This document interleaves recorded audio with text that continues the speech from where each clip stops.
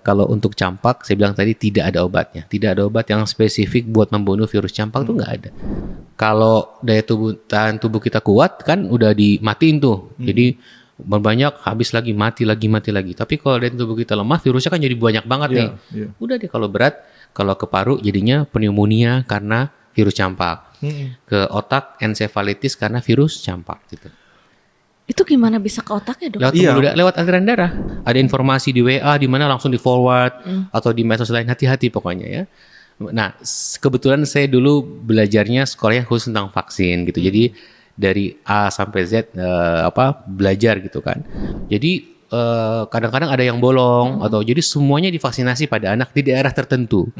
Kalau ini ada di daerah Anda, maka ikutkan anak kita. Jadi jangan aduh ikut nggak ya? Jangan, karena kalau sampai ada berarti pemerintah menilai di situ tuh udah bahaya, daerah itu udah bahaya. Ikutin aja.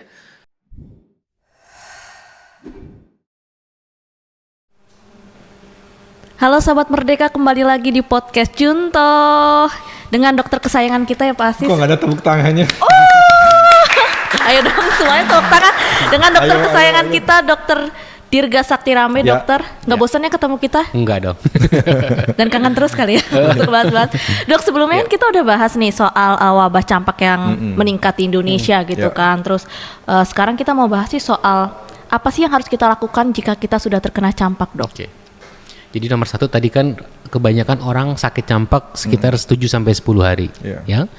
Satu poinnya kita harapkan orang itu sehat gitu. Yang kedua jangan menularkan. Tadi kita makanya dia harus isoman atau memisahkan diri.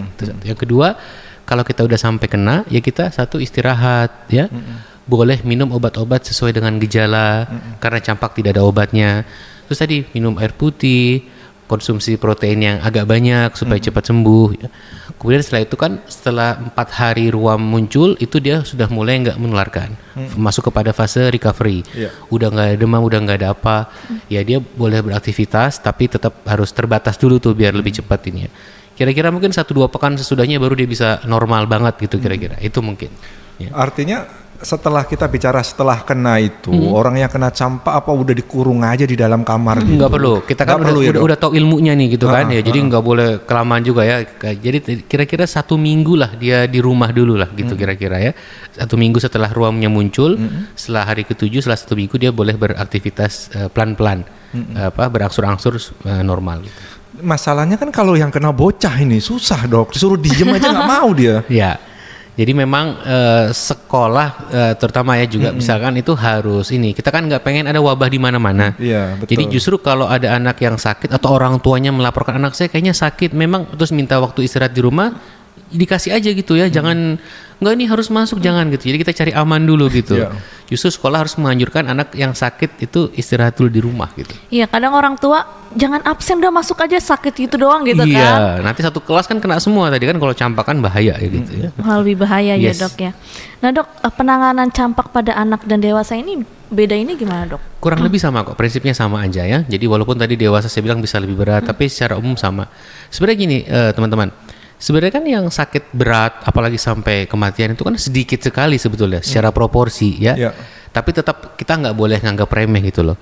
Terutama orang-orang yang berisiko tinggi tadi, lansia, punya komorbid atau anak yang kecil banget. Jadi kita waspada tinggi gitu.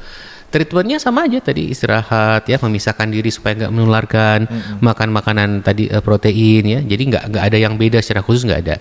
Nah tapi barangkali kalau orang dewasa punya komorbid, misalnya dia punya sakit gula, dia harus minum obat gulanya dong supaya gulanya tetap bagus.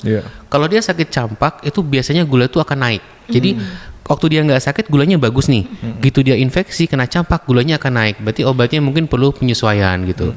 Soalnya ada masyarakat yang kalau sakit baru tiba-tiba obat lamanya semuanya seakan-akan nggak boleh diminum dulu, nggak boleh. Justru obat-obat lama dia obat rutin tetap harus diminum itu. Diminum berbarengan nggak apa-apa? Nggak ada masalah, nggak ada masalah. Jadi mau obat darah tinggi kayak mau obat gula kayak mau obat jantung semua diminum seperti biasa. Bukan difokusin pada sakit nggak yang bisa. Sekarang kita obatin. Nggak, karena kan sakit yang lamanya tetap jalan nih kan. Nah, jadi sakit yang lamanya ini harus tetap terkontrol supaya campaknya nggak berat gitu. Gitu. Ini yang menarik juga nih Lu. Soal kalau ada yang terkena campak itu kan nggak boleh dimandikan Dok katanya. Nah, ini mitos. Padahal malah Gitu. gatal-gatal. Gatel dan kan kuman bisa tumbuh kan jorok tidak bersih gitu ya. Tetap boleh mandi ya, paling kan mungkin lebih nyaman pakai air hangat barangkali. Terus pas ngandukin pelan-pelan kali ya. Sama tadi handuknya kan kita anggap infeksius nih, banyak virusnya. Berarti dijemur sendiri, jangan gabung zirak handuk sama satu rumah. Oke. Nanti handuknya tempelan nggak sengaja, virusnya pindah ke handuk yang lain. Apalagi pinjeman handuk jangan. Pokoknya kalau orang yang lagi sakit campak, barang pribadi dia sendiri dulu deh gitu. Alat Oke, Dok. mandinya dipisah gitu ya. Mulai Dok? satu-satu dok, dari anduk, Handuk minumnya, sebaik betul jelas karena droplet ya, minum, apalagi, Dok? gelas, piring, sendok ya, terus kemudian spray, tempat Sabun. tidur, Tempat tidur. selimut gitu-gitu, baju gitu. Berarti kayak langsung udah diisolasi mandiri kayak gitu ya dok? Iya. Tapi lagi-lagi maksudnya nggak seserem itu sebetulnya Oke, ya. Tetap oke. pokoknya kita terpisah dulu lah gitu ya. Intinya masih boleh mandi dong. Iya, terus nanti juga yang nyuci jangan kayak, ini mesti atau sekali pakai buang gitu ya, nggak harus segitunya. Karena dia kalau kena sabun, deterjen juga dia akan mati kok gitu. Oh, berarti kalau nyuci aja nggak usah pakai Nggak, alat-alat kayak gitu, Dok. APD gitu jangan, nggak perlu ya. Dok, kan katanya soalnya kalau kita mandi katanya campak itu nggak keluar. Emang ada campak nggak keluar? Nggak ada istilah seperti itu. Ada fasenya, ada harinya di mana ruam itu emang akan keluar ya, sedikit terus banyak mencapai puncaknya, terus dia akan mulai berkurang. Jadi nggak ada hubungannya sama mandi nggak mandi atau saya sering dengar minum air kelapa biar campaknya keluar gitu, itu juga mitos. Kelapa mah air kelapa sehat ya, zat gizinya banyak, gulanya rendah. Jadi kalau suka doyan air kelapa batok, bagus banget itu oke gitu. Tapi nggak ada hubungannya sama Tidak campak. ada sih, nggak ada, tapi boleh gitu. Kok dulu kenapa orang berpikir gitu? apa hubungannya ya sama kelapa sama campak itu sampai orang menghubung-hubungkan itu tadi sama plus mandi? Ya itu ya tradisi ya, di Indonesia aja gitu ya. Tapi secara umum itu sehat, jadi nggak dilarang ya, tapi tidak ada hubungannya. Tapi tidak ada Tidak hubungannya. ada hubungannya. Minum aja. Minum nggak ada aja, hubungannya. betul. Nah dok, ini mungkin tadi udah sempat disinggung ya dok, tapi aku mau tanya lagi, mungkin sahabat Merdeka ada yang baru nonton lagi di episode ini. Nah, kapan penderita campak ini harus dilarikan ke rumah sakit atau udah deh dirawat di rumah aja, kayaknya nggak kenapa-napa? Jadi ada namanya tanda-tanda bahaya. Ini berlaku pada anak maupun dewasa. Nomor 1, kalau dia nggak mau makan, nggak mau minum, muntah-muntah terus. Ujungnya kan dehidrasi. Oke. Jangan sampai jatuh ke dehidrasi. Yang kedua, kalau kita lihat seharian ini orang, anak atau dewasa kok lemes banget, tidur terus. Anak yang tadinya aktif main di kasur doang rebahan, hati-hati. Orang dewasa dipanggil bangun terus tidur lagi, bangun tidur lagi, itu hati-hati. Takutnya menurun kesadarannya menurun gitu ya. Jadi itu ke rumah sakit. Itu 2 sih paling. Yang tanda-tanda utamanya gitu. Satu lagi barangkali dia demam terus-terusan. Udah minum paracetamol, demamnya 39 40 nggak turun-turun, baiknya ke rumah sakit sih. Gitu. Berarti tapi beda kan, maksudnya kalau DBD gitu kan kita panasnya demam naik turun, kalau campak juga naik turun dok. Betul. Jadi ciri khasnya tadi hari pertama dia langsung demam tinggi, itu demam karena virus tuh khasnya. Iya. Hari ini sehat, besok tiba-tiba jreng 39 40, itu demam karena virus.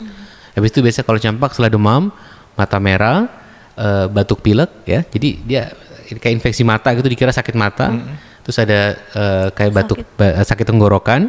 Udah, terus sekitar besok 1-2 hari kemudian mulai tuh muncul ruam. Nah, ruamnya sedikit, banyak, nyebar, berkurang, baru deh sembuh gitu. Artinya kalaupun kita ke dokter atau nggak ke dokter, karena penanganannya kadang-kadang kan ya kecuali udah keluar ruamnya ya, Iya, misalkan itu kalau orang yang nggak ngeh itu kan ya udah di rumah aja. Betul, gitu, di rumah betul. aja. Itu cukup dok. Apa harus ke dokter dan mungkin dirawat mungkin? Tidak semua pasien atau orang yang kena campak harus ke dokter apalagi dirawat ya. Oke. Karena kan mayoritas sebetulnya penyakitnya ringan tadi saya bilang. Cuman kita itu udah waspada kalau yang kena ini orang yang berisiko tinggi. Iya. Anak yang kecil banget juga ya, di bawah setahun, di bawah 2 tahun ya. Nah tetap kita lebih aware ya, wah ini hati-hati nih. Jadi kalau ada tanda bahaya tadi segera ke dokter atau ke rumah sakit. Mayoritas bisa ditangani di rumah kok dengan diberikan obat-obat yang bisa dibeli bebas gitu ya, paracetamol yang lainnya gitu. Tapi juga jangan sampai telat ya. Jadi ada sense of emergency-nya. Jadi kalau kita sebagai orang tua atau kita di rumah kita ada yang dewasa, kayaknya kok sakitnya berat banget, lemas banget, daripada kecolongan ya, udahlah bawa aja ke dokter. Tapi jangan panik jadi kayak demam 1 hari semuanya ke dokter, enggak, itu berlebihan, enggak perlu. Gitu. Karena kalau baru 1 hari Nggak akan demam ketahuan, juga nggak belum. akan ketahuan. Mau diperiksa pun masih normal semua biasanya ya, ruamnya belum muncul gitu. Ini menarik dok, soal 1 hari demam ke rumah sakit. Karena kenapa nggak bisa kedeteksi dok? Orang bisa kedeteksi sakit apa itu setelah 3 hari ya katanya? Rata-rata kebanyakan 3 hari ya. Jadi kan virus tuh butuh waktu dia untuk bereplikasi memperbanyak diri ya, sampai akhirnya di darah itu terdeteksi. Atau tubuh butuh waktu juga untuk merespons gitu. Kalau hari pertama tuh biasanya masih normal semua. Jadi pasiennya udah datang dengan keluhan A, B, C, D gitu ya, demam segala macam, diperiksa masih normal semua. Nah di hari ketiga biasanya kalau diperiksa darah gitu ya atau ronsen, itu udah kelihatan tuh dia demam berdarah nih, dia campak nih. Jadi ngobatinnya, diagnosis dan pengobatan itu lebih tepat. Nah selama nunggu 3 hari itu ngapain kan gitu ya? Selama nunggu 3 hari, tadi nomor 1 tidak boleh dehidrasi. Jadi sakit apapun udahlah banyak minum di rumah. Ya, 2-3 liter itu, karena kalau Indonesia ada demam berdarah lah, ada apa gitu, jangan sampai kecolongan, minum yang banyak, agak banyak dari biasanya lah kira-kira begitu. Terus boleh minum obat-obat sesuai dengan gejala, sama makannya, istirahatnya harus benar gitu. Nanti hari ketiga nggak ada perubahan, boleh cek darah. Berarti sifat virus itu 3 hari itulah yang baru jadi berbanyak. Baru kelihatan, betul. Dicek darah baru ketahuan. Iya. Walaupun dengan kecanggihan kedokteran sekarang ya, di kota besar, terutama rumah sakit besar, bahkan di hari pertama pun sebetulnya udah ada pemeriksaan-pemeriksaan yang canggih banget. Hari pertama bisa ketahuan sakit ini, bisa ketahuan.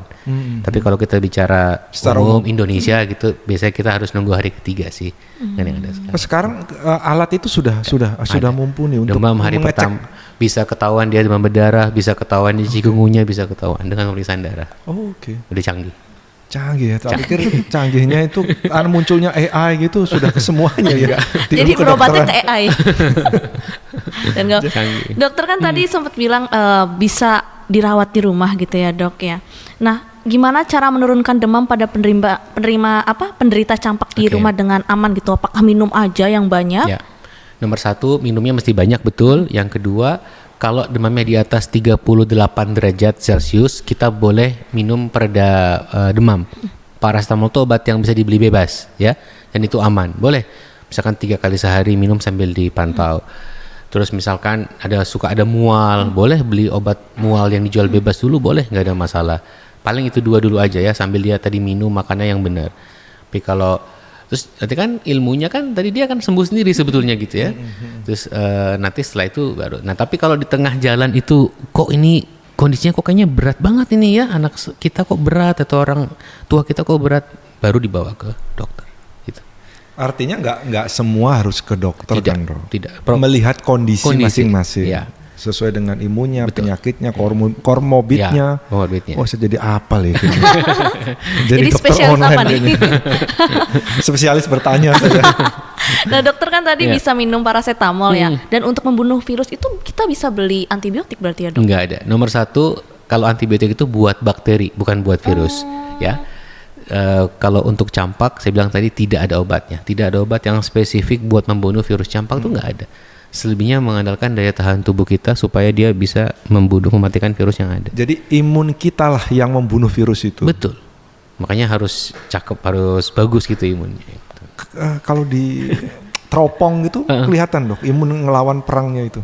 Oh bisa dilihat, jadi dengan pemeriksaan darah gitu ya, dengan alat yang canggih bisa. Jadi ada perang gitu ya antara sel darah putih kita, antibodi kita dengan virusnya gitu bisa. Bisa kelihatan. Keren. Mau langsung googling ya, lihat gimana caranya. Ada kalau dicari ada tuh tadinya ya. Emang satu-satunya ya meningkatkan imun kita Betul. Dengan pola makan yang Iya. tadi dokter jelaskan itu tadi. Cuman tadi kan sebagian besar orang dia bisa melawan, bisa bangkit, bisa sembuh. Tapi tadi yang punya komorbid, yang daya tahan tubuhnya nggak bagus, dia juga udah mentok segitu doang daya tahan tubuhnya, itu yang rentan kena ini sakit ya. Tadi mungkin kita belum bahas, ada komplikasi campak. Jadi kenapa sih ada yang sakit berat? Kenapa ada yang meninggal? Bukan ruamnya itu ya. Jadi virusnya itu berkomplikasi. Paling sering itu nomor 1 adalah pneumonia, radang paru. Nah ini tadi kita belum bahas ya. Jadi virus campak itu kemana-mana. Dia menyerang multi organ. Ya, jadi ruam itu hanya salah satu gejala aja. Yang mungkin kelihatannya kan serem ya, ada ruam tampak karena jelas gitu kan. Tapi kalau ditelusuri yang sampai berat meninggal itu nomor 1 paling banyak karena infeksi paru atau pneumonia. Yang kedua karena radang otak, encephalitis. Masuk ke otak. Radang otak Ya. Bisa, kan virusnya jahat, nyerang kemana-mana. Orang dia tadi sampai bikin lupa ingatan daya tahan tubuh, berarti dia jago nih virus ini gitu. Sebentar dok, ini soal paru-paru nih. Nanti saya spesifik soal paru-paru dan otak. Oke. Ya.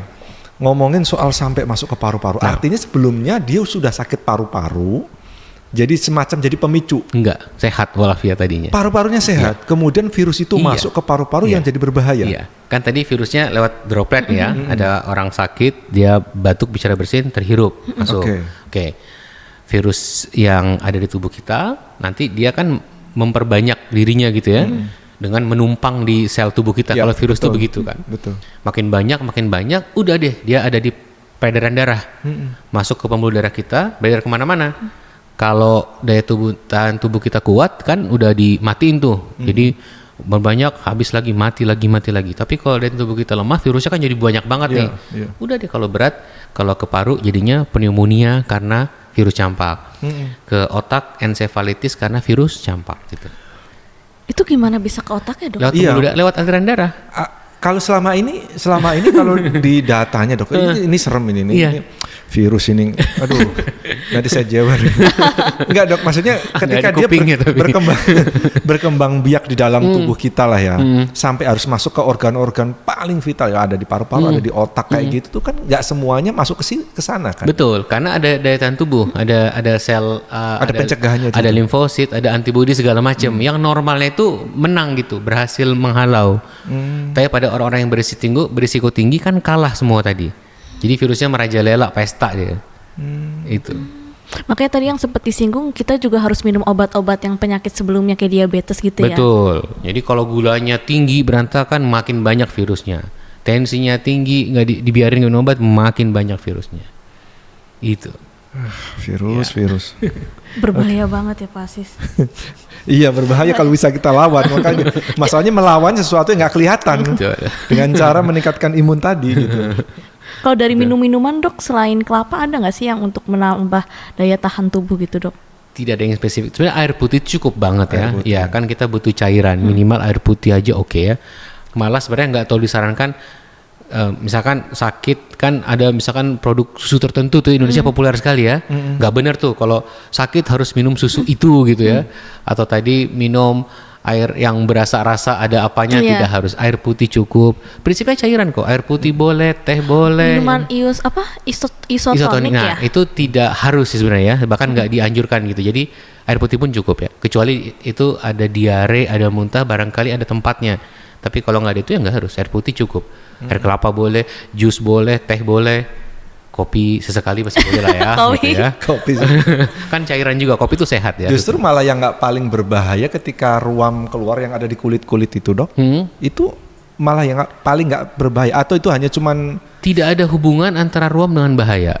Karena namanya campak hampir semua ada ruamnya gitu, dan dia akan keluar gitu kan secara bertahap ya. Jadi bukan berarti kalau keluar dikit bahaya atau keluar banyak jadi nggak bahaya, nggak ada hubungannya. Artinya maksudnya kulitnya jadi jelek gitu kan? Biasanya sih dia bisa hilang total ya, kecuali kan kadang-kadang gatel, digaruk jadi luka. Oh gatel ya dok? Beberapa pasien mengeluhkan gatel, terus dia digaruk luka jadi infeksi sekunder. Jadi ada bakteri apa itu masuk, habis itu meninggalkan bekas luka hitam koreng apa segala macam gitu. Tapi umumnya bercak campak itu sembuh total, hilang total. Ada nggak sih bedanya bercak campak sama bercak mungkin orang yang alergi debu atau apa gitu dok? Ada. Jadi khas ya. Jadi kalau dokter atau para nakes itu udah tahu. Jadi kita namanya sebut istilahnya itu exanthema morbilliformis. Jadi bercaknya campak tuh kayak gini loh gitu. Bercaknya DBD itu kayak gini loh gitu. Dan ada hari-harinya di mana dia timbul. Kalau bercaknya DBD timbulnya di ujung masa sakitnya. Kalau bercaknya campak justru di tengah-tengah apa di awal-awal gitu. Jadi semua ada ilmunya itu. Gitu. Ya kalau DBD kan cuma kayak bintik-bintik ya, gitu. Ya. Kalau campak agak-agak besar gitu. Kalau DBD kan perdarahan di bawah kulit tuh yang awal-awal. Tapi di akhir dalam hari ke-7 bisa muncul juga bercak-bercak kayak campaknya. Gitu. Gimana dok? Ada bercak seperti campak, seperti ya, bukan sama yang menyerupai. Gitu. Jadi timing juga menentukan ini gitu. Ini campak kan ini. Oke. Pak Asis pernah campak? Kayaknya nggak pernah deh. Nggak pernah. Karena saya Semoga enggak lah. Jangan saya, ya. saya mau ngomong apa sih, saya takut. Si virus nakal Oke, ini. saya lanjut soal ini, soal vaksin ya. Oke. Tadi kan sempat disinggung di yang pertama, di episode pertama itu soal vaksin. Misalkan karena yang paling banyak terkena itu kan anak-anak. Walaupun anak gede juga banyak yang juga terkena campak ya dok ya. Artinya vaksin walaupun sudah gede juga nggak masalah. Dan vaksin apa aja sih dok? Dan gampang nggak ditemui misalkan cukup di puskesmas ada vaksinnya itu. Dan produksi vaksin di Indonesia itu khusus campak itu kan gampang sih nggak sih didapat? Ya. Banyak sih tadi dok pertanyaan. Iya. Jadi nomor satu kan kalau dengar soal vaksin itu kepala kita udah macam-macam tuh ya. Iya. Udah tidak aman, bahaya apa segala macam. Jadi tolong teman-teman cari informasi dari sumber yang terpercaya yang kompeten ya. Kalau nanya keuangan ya sama ahli keuangan ya. Kalau tanya vaksin sama ahli kesehatan, dokter atau ahli vaksin gitu. Jadi kalau yang ngomong atau yang nulis siapa ya jangan dipercaya ya. Ada informasi di WA di mana langsung di forward atau di medsos lain, hati-hati pokoknya ya. Nah, kebetulan saya dulu belajarnya sekolahnya khusus tentang vaksin gitu. Jadi dari A sampai Z belajar gitu kan. Nomor satu, vaksin itu aman dan vaksin itu efektif. Itu dulu ya. Jadi jangan mudah termakan hoax, itu pesannya gitu. Soal vaksin campak itu bentuknya ada 2 di Indonesia. Ada yang MR, measles rubella, ini dipakai oleh pemerintah untuk anak-anak kita. Yang kedua vaksin MMR, measles, mumps, rubella. Ini yang beli sendiri. Jadi nggak bisa pemerintah, kita ke dokter anak atau ke dewasa ke penyakit dalam ya.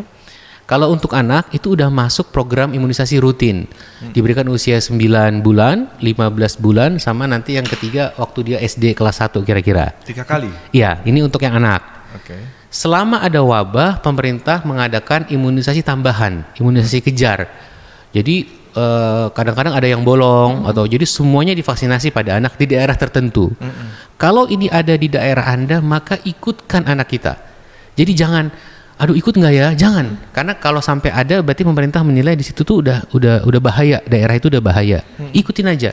Terus kalau double gimana? Nggak masalah. Tadi saya bilang, karena konsepnya itu kan meningkatkan tambahan kekebalan komunitas populasi. Jadi kalaupun dulu kita merasa anak kita udah pernah vaksinasi, ikutin aja, nggak ada bahaya sama sekali. Kata double tuh maksudnya kita lupa. Betul, udah pernah divaksin atau belum? Ya, gitu. ya. Atau bahkan kita pun yakin dia waktu kecil nih udah, sekarang ikut lagi karena itu sifatnya tambahan karena ada wabah. Jadi emergency response kita ngomongnya gitu ya, supaya cepat terkendali wabahnya. Itu untuk anak.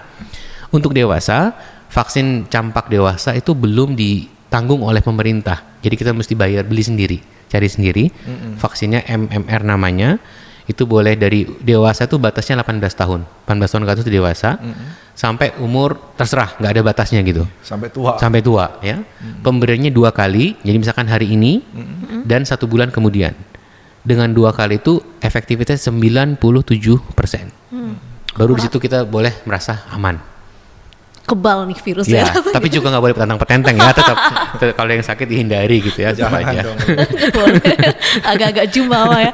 Dokter kan biasanya kalau vaksin pas lagi COVID ya, kita ngerasanya tuh badan ngilu-ngilu dan segala Yes. macam. Orang kadang takut Ini karena penting mau banget vaksin dibahas campak. ya, betul.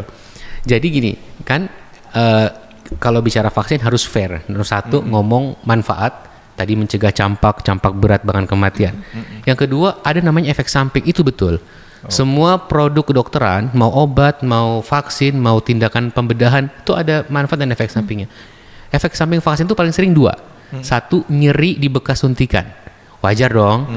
Saya selalu bilang kayak kita habis makan cabai pedes gitu ya. Nah itu Bengkak gitu ya, nyeri itu wajar. Yang kedua, demam atau sumeng atau anget lah.